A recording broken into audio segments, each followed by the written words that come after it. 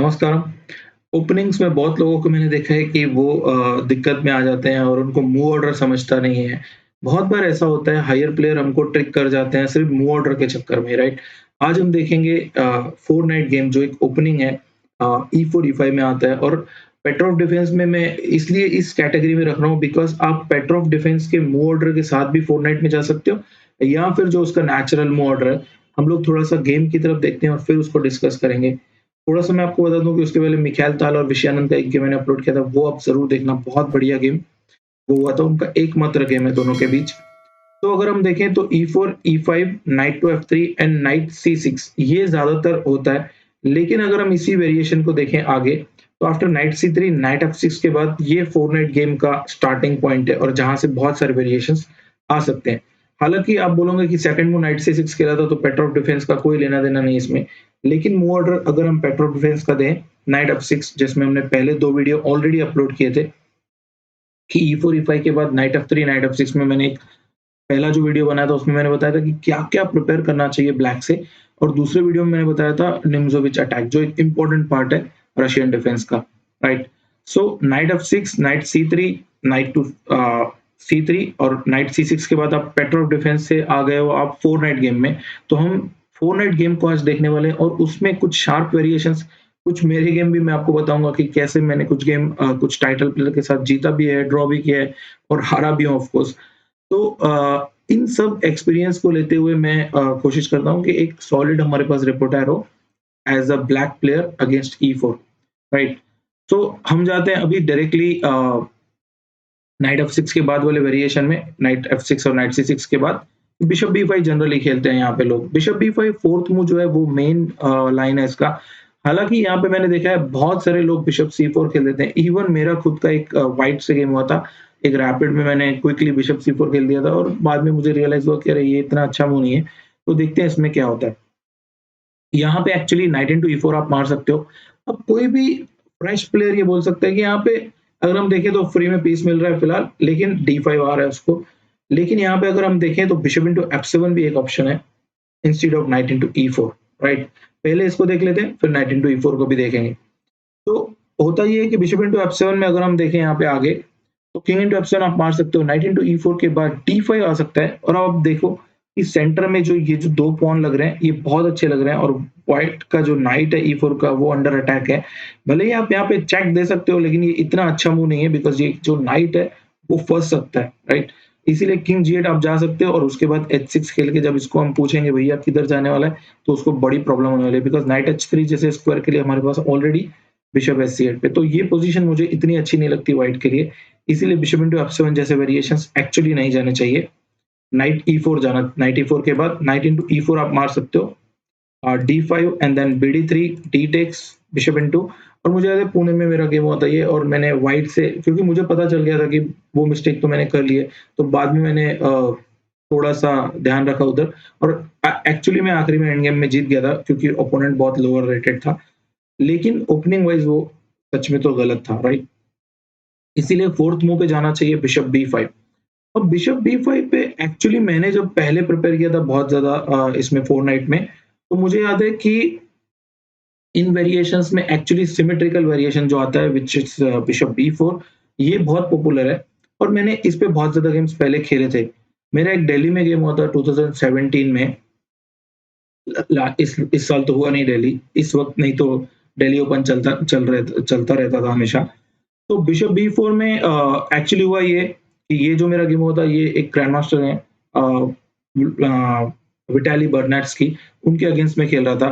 Castle D3 and bishop into C3 मार दिया था मैंने क्योंकि मुझे इतना पता था कि इस नाइट को शिफ्ट नहीं करने देते हैं यहाँ पे और अगर आप सपोज़ कुछ वेरिएशंस में शिफ्ट करने देते हो जैसे कि D6 खेला तो आप NE2 जा सकते हो, knight E7, C3 bishop A5, knight to G3, knight G6 और ये कंप्लीटली इक्वल पोजीशन है बिकॉज़ जैसे D4 खेलोगे आप तो C6 खेल के मे बी BD3 को रूक E8 खेल सकते हो और सब कुछ ओके है। तो ये वेरिएशन भी जा सकते हैं, लेकिन ये बहुत ही ज़्यादा सिमेट्रिकल होता है और बहुत ड्राई पोज़ीशंस आते हैं इसमें।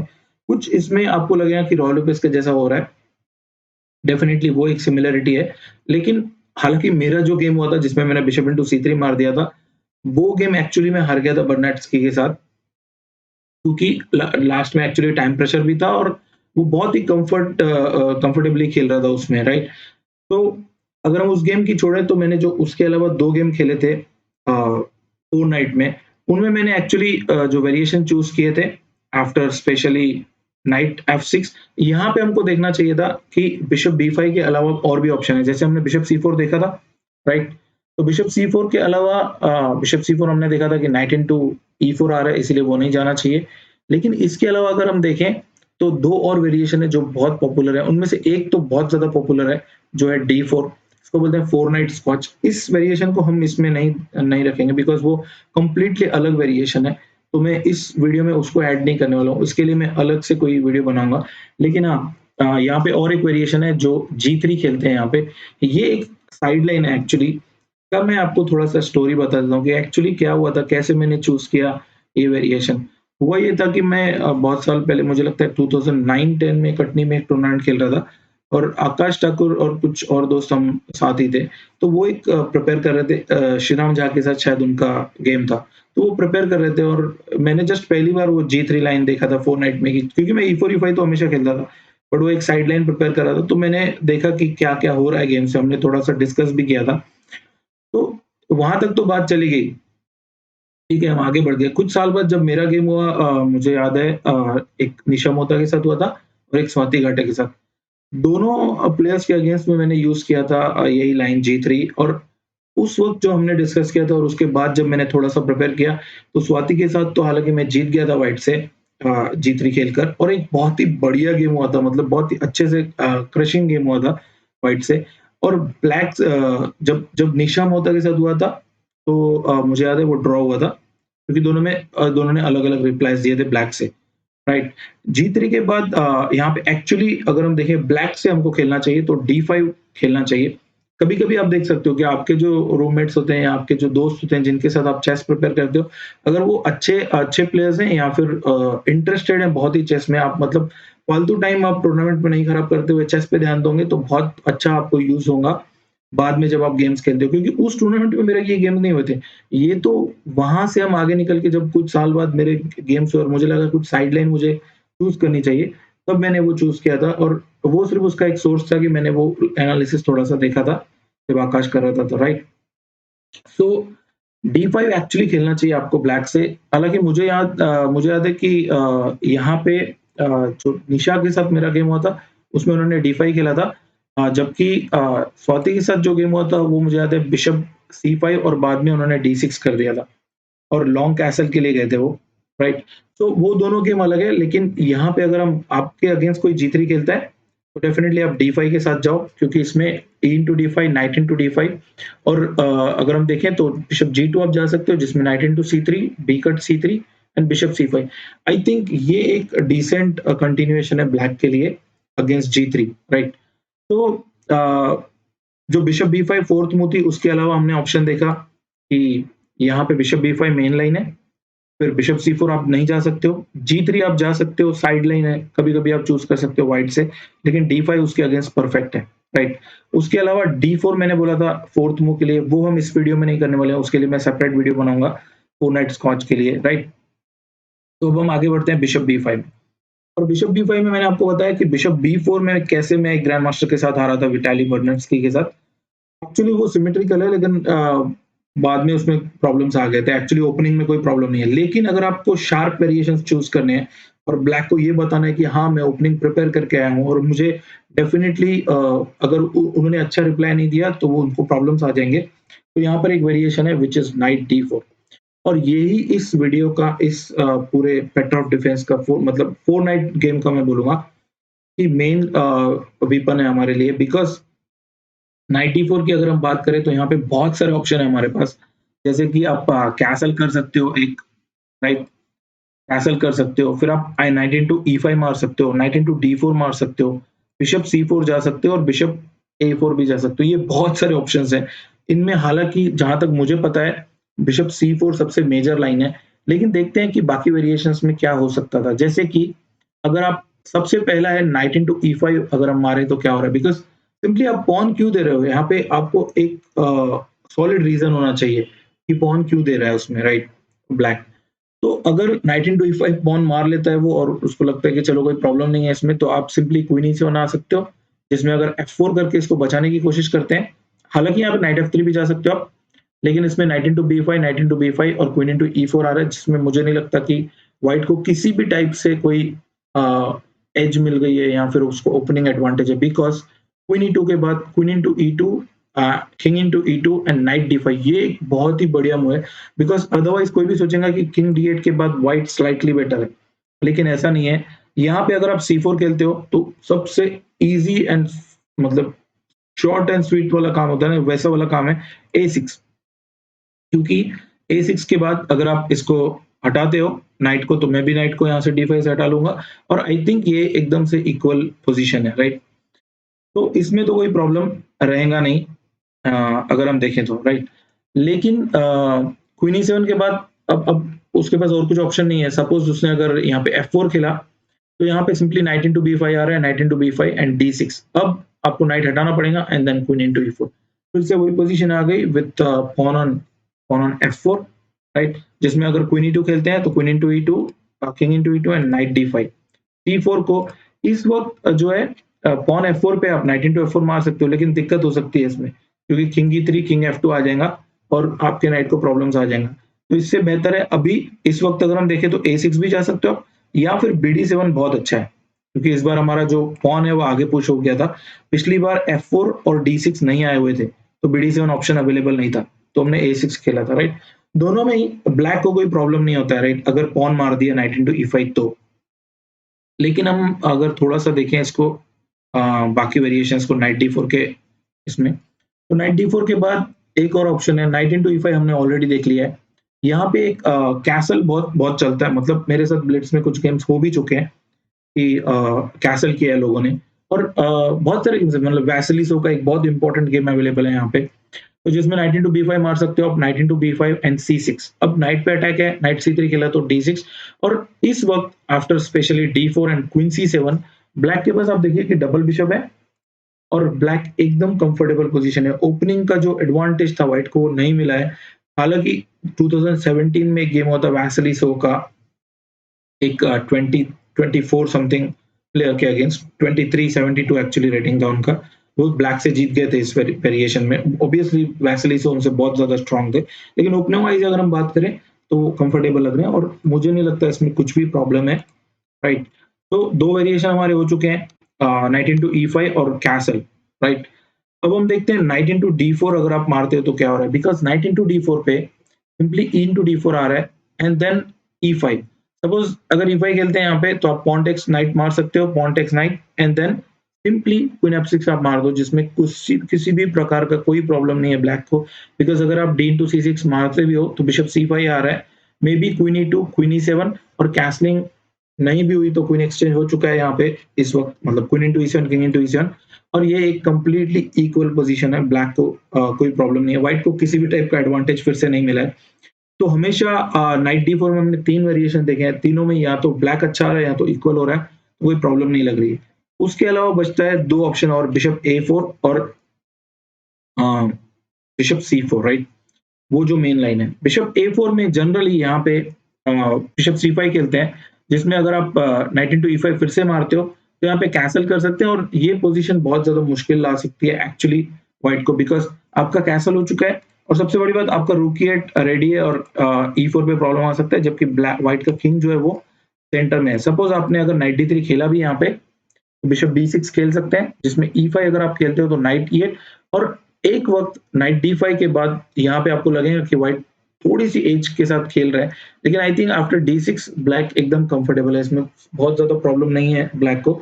1 पॉइंट डाउन है, लेकिन ब्लैक के पीसेस बहुत एक्टिव हैं और बहुत बहुत ही सही लग रहा है, बिकॉज़ जैसे ही आप इसको मारोगे तो ए इंटू बी के बाद रुक अटैक कर रहा है इसको। अब अगर ए इंटू डी मारते हो तो नाइट डी6 आ रहा है। इस नाइट के कारण ये बिशप डेवलप नहीं हो रहा है, किंग सेंटर में पड़ा हुआ है। तो इन सब छोटी-छोटी चीज़ों का ब्लैक को एडवांटेज मिलेगा और इक्वालिटी तो आपको डेफिनिटली मिल जाएँगी। तो हमने यहाँ पे ये वेरिएशंस भी देख लिए कि एक्चुअली बिशप ए4 में क्या होता है, राइट? यहाँ पे हमने देखा बिशप ए4 में क्या हो रहा है, बिशप सी5, ऑब्वियसली यहाँ पे नाइट कैसल कैसल आप कर सकते हो, ये भी एक पॉसिबिलिटी है। लेकिन उसमें भी ब्लैक को कोई प्रॉब्लम नहीं लग रहा है। सो नाइट इनटू ई5 हमने ऑलरेडी देख लिया है कि यहाँ पे कैसल करके आप सिंपली बाद में अगर ई5 आता भी है तो नाइट ई8 आके डी6 आप खेल सकते हो, कोई प्रॉब्लम नहीं, राइट। सो लास्ट ऑप्शन बचता है हमारा विच इज आफ्टर नाइट डी4 विच इज बिशप सी4, और ये गेम का सबसे इंपॉर्टेंट पार्ट है बिकॉज यहाँ तक आते आते आपको थोड़ा सा बैकग्राउंड, कुछ इंपॉर्टेंट गेम्स और इतना इतना नॉलेज होना चाहिए कि ई5 को जो है वो इजीली नहीं मार सकता है, राइट। तो बिशप सी5 को बिशप सी4 को अब ब्लैक को लगेगा कि यार अब तो नाइट पे अटैक भी नहीं है तो डी6 क्यों ना खेल दें, लेकिन इस वक्त नाइट जी5 जैसे मूव्स आ सकते हैं। Maybe you can play knight ई6 और बिशप ई6, लेकिन वो अलाउ नहीं करना चाहिए। यहाँ पे थोड़ा सा डेयरिंग से खेलना चाहिए और थोड़ा सा चेक करना चाहिए कि पिछले मूव में ई5 जब नहीं मर रहा था तो अब क्या ऐसा प्रॉब्लम है, तो देखते हैं क्या होता है, राइट। यहाँ पे बिशप सी5 एक्चुअली आप खेल सकते हो बिकॉज यही उसका मेजर वेरिएशन है। और नाइट डी4 के बाद जो मैं बता रहा था कि एक्टिव चेस खेलना चाहिए आपको, वो इसी मूव पे ही अवेलेबल है सब कुछ। अगर आप डी6 खेल दोगे या फिर जी6 बीजी7 जैसे मूव्स खेलोगे तो उस पूरे प्लान का कुछ मायना नहीं रहेगा, राइट। तो सपोज यहाँ पे देखते हैं आफ्टर बिशप सी5 कितने ऑप्शंस अवेलेबल है। पहला तो डेफिनेटली नाइट इनटू ई5 है, जो बिल्कुल सोचना चाहिए कि क्यों पॉन नहीं मार सकते हैं, राइट। लेकिन अगर हम देखें तो ब्लैक यहाँ पे डी3 के साथ जा सकता है जिसमें आप अब डी6 खेल सकते हो बिकॉज आपका बिशप बाहर है और बिशप यहाँ नहीं है, फिर या ई7 पे नहीं है, जो थोड़े से पैसिव लगते हैं। यहाँ पे ये सबसे एक्टिव स्क्वायर है बिकॉज आप एक लॉन्ग डायगोनल पे कंट्रोल कर रहे हो। ई4 ई5 के पोजीशंस पे अगर आपको बिशप बाहर है तो डेफिनेटली एक अच्छी बात है। तो इनिशियल कुछ मूव्स पे कंट्रोल पाते हुए ब्लैक ने सी5 बिशप रख दिया है, लेकिन अगर हम आगे देखें तो यहाँ पे नाइट ए4 खेल सकता है ब्लैक व्हाइट, क्योंकि अब आप बिशप बी4 जाओगे तो सी3 जैसे मूव्स आ रहे हैं। तो यहाँ पे एक बहुत ही स्ट्रॉन्ग मूव आ गई थी। एक गेम हुआ था बीच में वेई वर्सेस फैबियानो करुआना, जिसमें करुआना ने खेला था बी5। और यहाँ पे अगर आप नाइट इनटू सी4 नाइट इनटू डी4 मारते हो तो ऑब्वियसली बी कट सी4 आ रहा है। यहाँ पे आप सोच सकते हो कि नाइट इनटू सी5 को भी कुछ हो सकता है बिकॉज नाइट इनटू सी5 में जहां तक मुझे लग रहा है कॉन्टेक्स आप मार सकते हो और उसके बाद नाइट सी5 का जो अंडर अटैक है तो डेफिनेटली ब्लैक को एक्स्ट्रा मूव्स मिल रहे हैं, राइट। तो बी5 के बाद हुआ ये था गेम में कि नाइट इनटू डी4 मारा था वही ने, जहाँ पे बी कट सी4 मारा, knight F5 and then bishop into knight. अब पॉन इनटू नाइट मारने के बाद इस पोजीशन में पॉन टेक्स मार दिया उन्होंने, जहां पे knight into C4 D cut C4 and then pawn into pawn. अब देखो यहाँ पे ये जो पॉन्स है वो खराब लग रहे हैं, लेकिन डी3 और एफ5 भी अच्छे नहीं है। कैसल रेडी है और एक्चुअली ये गेम बाद में चल के ड्रॉ हो गया था मूव नंबर 28 के आसपास। तो करुआना ने एक बहुत ही अच्छा कंटिन्यूएशन दिखाया था कि कैसे ब्लैक इक्वालिटी गेन कर सकता है बिशप ए4 वाले वेरिएशन में। बी5 मूव एक बहुत ही इंपॉर्टेंट पार्ट था उसका, राइट। तो अब हम आते हैं आगे कि बिशप सी5 के बाद एक्चुअली क्या होता है। यहाँ पे नाइट इनटू ई5 एक्चुअली मेन मूव है बिकॉज अब आप देखो कि कोई भी सोचेगा कैसल क्यों नहीं कर सकते यहाँ पे, लेकिन आप नोटिस ही नहीं कर पाएंगे शायद कि यहाँ पे एग्जैक्टली क्या कंटिन्यूएशन ढूंढ रहा है ब्लैक, बिकॉज कैसल कोई भी बोलेगा। मतलब फर्स्ट व्यू में अगर मैं किसी को भी पूछूं तो पहला मूव शायद कैसल ही हो उनके उनके पास। रुक एफ8 जैसे मूव आप नहीं खेल सकते हो, डी5 इतना नहीं आ रहा है। लेकिन यहाँ पे गेम का एक बहुत ही इंपॉर्टेंट और एक्साइटिंग मूव आता है क्वीन ई7। एक्चुअली यहाँ पे आप डी5 ऐसे मूव्स भी खेल सकते हो या फिर कैसल भी कर सकते हो जैसे मैंने बोला था, लेकिन इन मूव्स का कोई वैल्यू नहीं है अगर आपके पास क्वीन ई7 अवेलेबल है। तो यहाँ पे वही है कि क्वीन ई7 खेला, मे बी आप नाइट एफ3 वापस जा सकते हो जो कि एक्चुअली मेन लाइन है। लेकिन देखते हैं कि नाइट इंटू एफ7 और बिशप इंटू एफ7 में एक्चुअली क्या होता है, राइट। तो यहाँ पे अगर आप नाइट इंटू एफ7 मारते हो तो हालांकि यहाँ पे कैस्टिंग अवेलेबल है, जब रुक पे अटैक होता है तो कैसल जो है वो कर सकते हो आप। तो यहाँ पे नाइट इंटू एफ7 को एक्चुअली डी5 आ सकता है, जिसमें अगर आप बिशप इंटू डी5 मारते हो तो नाइट इंटू डी5 एंड देन अगर आप नाइट इंटू डी5 मारते हो तो क्वीन एफ7 मार रहा है और ये सबसे आसान सा पोजीशन लग रहा है मुझे, राइट। 3 पॉन है मेरे ख्याल से व्हाइट के पास, लेकिन ये कंफर्टेबल है, इसमें कुछ प्रॉब्लम नहीं लग रहा है, राइट। कैसल आप कर सकते हो जिसमें सिंपली कैसल करने के बाद मुझे लगता है ब्लैक अभी कंफर्टेबल है। कैसल भी हो चुका है, C6 आ रहा है, नाइट को आप हटा सकते हो, D4 का नाइट ठीक ठाक लग रहा है, तो इसमें कुछ भी प्रॉब्लम नहीं है। लेकिन हम थोड़ा सा पीछे जाते हैं और देखते हैं कि नाइट इंटू एफ7 की जगह अगर यहाँ पे बिशप इंटू एफ7 मारा होता तो क्या होता। बिशप इंटू एफ7 चेक है, ऑब्वियसली आप किंग एफ8 हटाओगे और इसके बाद आप देखो कि आपका नाइट मर रहा है और इसको आप रिमूव करते हो तो बिशप मर रहा है, राइट? और सपोज अगर F4 से आपने इसको बचा भी लिया, तो सिंपली यहाँ पे D6 आ रहा है और फिर से वही प्रॉब्लम आ रहा है। इवन अगर आपने यहाँ पे नाइट G6 चेक दिया इस उम्मीद के साथ कि H into G6 bishop into G6 के बाद 3 पॉन अभी भी मिले हैं, लेकिन यहाँ पे सिंपली बिशप G4 आ रहा है और ये गेम चालू होने के पहले ही खत्म हो जाएगा, राइट? तो नाइट E2 आप खेल सकते हो एक मूव और, लेकिन बिशप into E2 के बाद आपका जो वजीर है वो बिल्कुल चित्त हो गया, राइट? तो दोनों ही ऑप्शन नहीं चल रहे हैं यहाँ पे, नाइट इंटू F7 और क्वीन E7 के बाद नाइट इंटू F7 और bishop into F7। Night F3 only option है यहाँ पे। मुझे लगता है नाइट D3 जैसे मूव्स नहीं ट्राई करने चाहिए, बिकॉज उसमें नाइट इंटू E4 भी आ रहा है वैसे, लेकिन D5 जैसे मूव्स, बिशप G4 बहुत कुछ आ रहा है एक्चुअली यहाँ पे, तो प्रॉब्लम्स तो हैं। नाइट F3 के बाद होता ये है कि ब्लैक के पास जो है यहाँ पे कुछ वेरिएशन है, जैसे कि आप नाइट इंटू E4 मार सकते हो, लेकिन यहाँ पे कैसल हो जाएंगी, तो बिल्कुल भी ऐसा ट्राई नहीं करना चाहिए, बिकॉज आपका किंग और क्वीन दोनों ही सेंटर में पड़े हुए हैं, तो बिल्कुल ये अच्छी बात नहीं है। तो इसीलिए यहाँ पे D5 खेलना चाहिए, और D5 के बाद होता ये है कि आपका बिशप ओपन हो गया है, कैसल आपका हमेशा रेडी है, इवन आप लॉन्ग कैसल भी कर सकते हो कभी भी। बिशप पे फिलहाल अटैक है, पॉन से आप मार नहीं सकते हो क्योंकि किंग जो है वो अभी भी सेंटर में। नाइट D4 का बहुत अच्छा लगा हुआ है, जब ये पिन होगा तो इश्यूज तो आएंगे, राइट?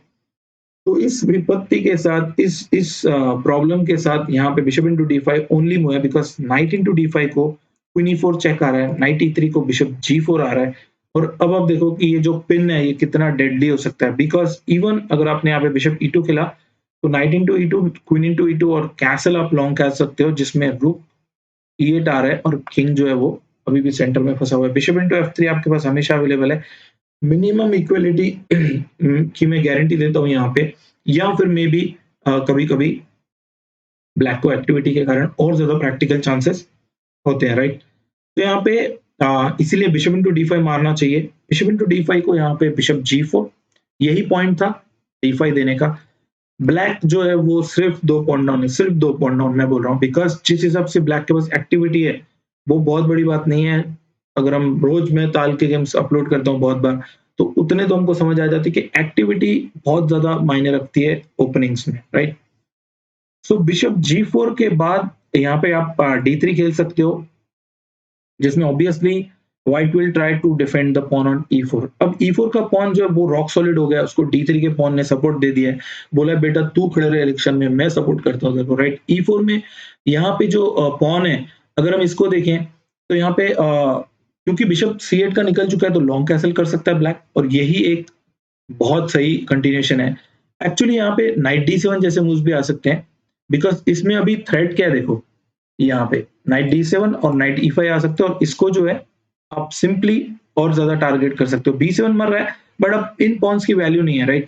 ये एक्चुअली गेम हुआ था अधिबन और यू यांगी के बीच। तो आगे देखो क्या हुआ था, यहाँ पे बिशप E3 खेला था, knight E5 and then bishop into F7। ये एक डुबियस सैक्रिफाइस था हालांकि, और इसके बाद जो है यू यांगी बाद में जीत गए थे ये game, move number I think 26 पे। लेकिन अधिबन ने ये एक स्ट्रेंज या आप बोलो इंटरेस्टिंग या प्रैक्टिकल ऐसे सैक्रिफाइस दिया था, और अधिबन उसके लिए जाने भी जाते हैं, बट हालांकि वो गेम हार गए थे ये, राइट? तो आप चेक कर सकते हो ये गेम भी, बिशप इंटू F7 वाला बाद में, राइट? तो ये पॉसिबिलिटी भी थी, लेकिन आप लॉन्ग कैसल कर सकते हो, आप नाइट D7 आप जा सकते हो, लेकिन वो प्रैक्टिकल चांसेस है उसमें। बोल नहीं सकते हैं कि बिशप इंटू F7 अच्छा था या और कुछ भी ऑप्शन थे, राइट? उसको एक सेपरेट वीडियो बना लूँगा मैं कभी अगर हुआ तो, बिकॉज़ वो गेम तो बहुत अच्छा हुआ था। कैसल हुआ यहाँ पे सपोज़, तो यहाँ पे आप बिशप E3 खेल सकते हो, और बिशप E3 के बाद होता ये है, यहाँ पे नाइट इंटू D5 मार सकते हो आप, नाइट इंटू D5, और अब आप रुक जाओ, चेक करो कि क्या हो रहा है, बिकॉज़ अगर एक बार ये एक्सचेंज हो जाता है और आप इसको कैसल करने देते हो, तो ये गेम तो लिख लो व्हाइट जीतने वाला है। तो यहाँ पे ब्लैक एक इम्पोर्टेंट डिसीजन ले सकता है कि अगर कैसल हो गई और मैंने उसको बहुत ज़्यादा रिलैक्स करने दे दिया, तो डेफिनिटली व्हाइट जो है वो जीत जाएगा। तो यहाँ पे आप जा सकते हो रुक इंटू D5। ये एक इम्पोर्टेंट सैक्रिफाइस है, एक्सचेंज सैक्रिफाइस दे रहा है इसमें ब्लैक।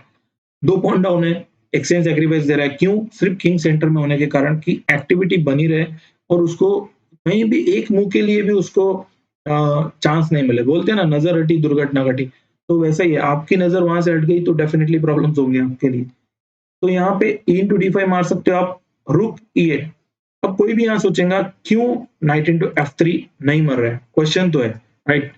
सो जी इंटू F3 आप मार सकते हो, जिसमें bishop into F3, bishop F into E3 and then queen into E3, king F1 एक आ सकता था, लेकिन किंग F1 में यहाँ पे मात हो रही है शायद, सिंपल। तो क्वीन E2 फोर्स्ड है, and then queen into F3 आप अगर मारते हो तो क्वीन टेक्स, बिशप टेक्स, रुक G1, और आप D5 मारोगे तो G7 मर रहे हैं, राइट। और ये व्हाइट को डेफिनेटली बेटर है, इसीलिए यहाँ पे E into D5 12th move के बाद रुक E8 खेलना चाहिए, बिकॉज अब पूरे वेरिएशन में जब आखिरी में क्वीन E2 आ रहा था, अब वो नहीं आएगा बिकॉज एक्स्ट्रा अटैक है हमारा, राइट। सो C3 अगर आप खेलते हो तो आप वही वेरिएशन ट्राई करो, bishop knight into F3, G into F3, and then अब एक्चुअली यहाँ पे बिशप इंटू E3 एक ट्राई कर सकते हो, बिकॉज इसमें होगा ये कि अगर आप F इंटू E3 मारते हो तो क्वीन इंटू E3 आ सकता है, और अब आप क्वीन E2 नहीं आ सकते बिकॉज मेट हो रही है, और किंग E1 तो आ नहीं सकता है, king F1 sorry, bishop H3 आ रहा है। लेकिन यहाँ पे दिक्कत ये है कि जैसे ही आप G इंटू F3 मारोगे इसको, और बिशप इंटू E3 मारोगे यहाँ पे सपोज, तो वो पॉन टेक्स इस बिशप को मार सकते हैं, राइट। इधर बिशप इंटू E3 को FG4, इस मूव को देखते हुए एक्चुअली यहाँ पे G इंटू F3 के बाद क्वीन H4 खेलना चाहिए, बिकॉज अब प्रॉब्लम ये है कि आप C5 तो मार नहीं सकते हो, और F इंटू G4 को रुक इंटू E3 या बिशप इंटू E3 आ सकते हैं, बिकॉज पॉन टेक्स अलाउड नहीं, राइट। तो यहाँ तक आते-आते बहुत कुछ कॉम्प्लिकेशंस थे, कुछ इंपॉर्टेंट गेम्स थे, आपको देखना चाहिए क्या हो रहा है। क्वीन H4 के बाद यहाँ पे एक्चुअली किंग D2 खेलना चाहिए, जहाँ पे रुक इंटू E3 ओनली मूव है, बिशप इंटू E3 आप नहीं मार सकते हो, वहाँ पे इतना ज़्यादा कुछ मिलने नहीं वाला है आपको। क्योंकि मैं बताता हूँ आपको कि रुक इंटू E3 क्यों मारना चाहिए आगे।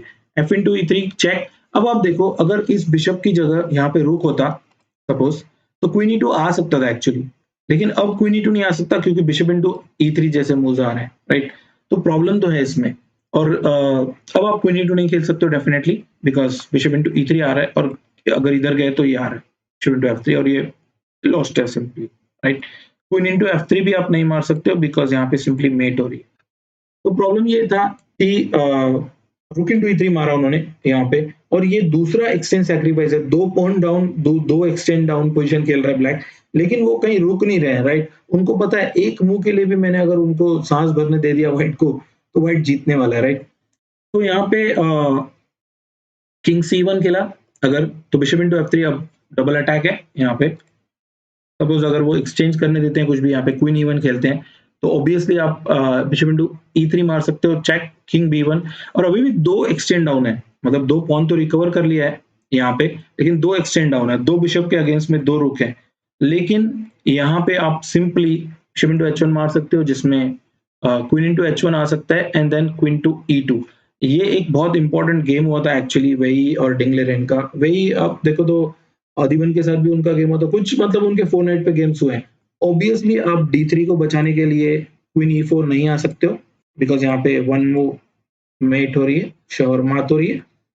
तो यहाँ पे क्वीन E2 को एक्चुअली उन्होंने खेला था A4, जहाँ पे क्वीन इंटू D3 मारा, king to A2, and then after queen C5, यहाँ पे परपेचुअल जो है वो आ चुका है, और बाद में यहीं पे रिपीटेशन हो गया, और ये ड्रॉ हो गया, because king B1, queen D3, और वापस अगर आप आते हो यहाँ पे तो C4 चेक आता है, C5 नहीं, और ये आराम से ड्रॉ हो जाएंगी। मतलब कितने भी कॉम्प्लिकेशंस आ जाएँ, अगर ब्लैक सही तरह से प्रिपेयर करके जाता है यहाँ पे और प्रॉब्लम्स क्रिएट करते रहता है हमेशा व्हाइट के लिए, तो मिनिमम इक्वालिटी आपके पास रहती है।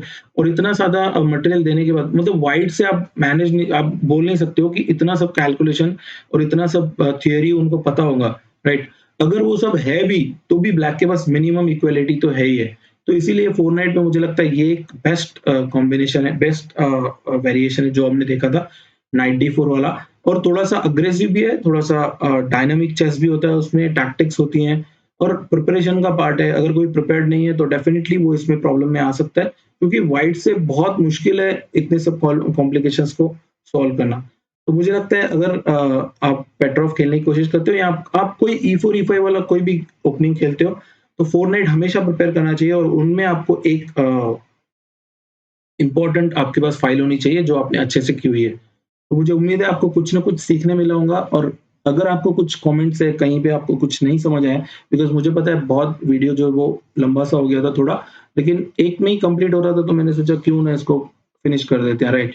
इसके अलावा मैं कोशिश करूँगा कि जो भी रहा हुआ है, जैसे फोरनाइट, स्क्वॉच या और कुछ गेम्स इम्पोर्टेंट, उसको मैं अलग वीडियो में डालूँ और हम कोशिश करेंगे कि हमारा जो E4, E5 है, स्पेशली पेट्रॉफ, उसको हम अच्छे से प्रिपेयर करें, राइट? तो आपके कमेंट्स जो हैं वो अगर क्वेश्चन्स हैं तो आप कमेंट्स में लिखो, मैं ट्राई करूँगा कि उसको मैं एक्सप्लेन करूँ, राइट? बहुत जल्दी मिलेंगे अगले कुछ वीडियोज़ में, जिसमें हम अच्छा जो कंटेंट है चेस का, उसको कवर करते हुए नज़र आएँगे, राइट? तो मिलेंगे बहुत जल्दी, बाय, थैंक यू, खुश रहो, मस्त रहो, स्वस्थ रहो और व्यस्त रहो, बाय।